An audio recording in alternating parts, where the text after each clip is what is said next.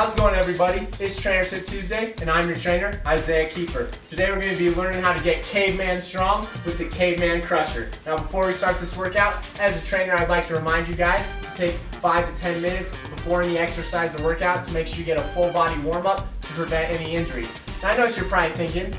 Does a lion stretch or warm up before it chases after the gazelle in the fields of Africa? Heck no! But guess what? You're not a lion, so make sure you guys go ahead and get warmed up. Let's go ahead and get started with the Caveman Crusher workout. Alright, so for today's workout is a 4-exercise workout. You'll do each exercise for 30 seconds of work, and then you will take a 0 to 20 second rest in between each exercise. Upon completing all 4 exercises, you'll take a 0 to 90 second rest, and that will be the completion of 1 round. You will do 3 to 5 rounds of this workout.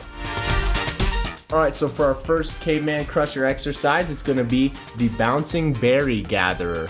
Make sure that we're exploding all the way at the top to reach for those berries at the top of the tree, and then on our way down, make sure we're keeping a neutral spine, chest up, and keep it bending at our hips and legs as we set those berries fully onto the ground.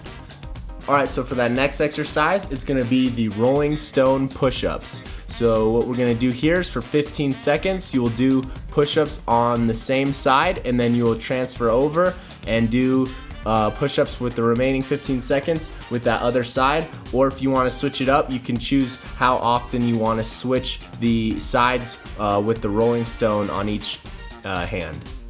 Next up is going to be mountain climbers, making sure we're driving those knees up and forward. You can choose the level of intensity or difficulty by the tempo and pacing of your climbs.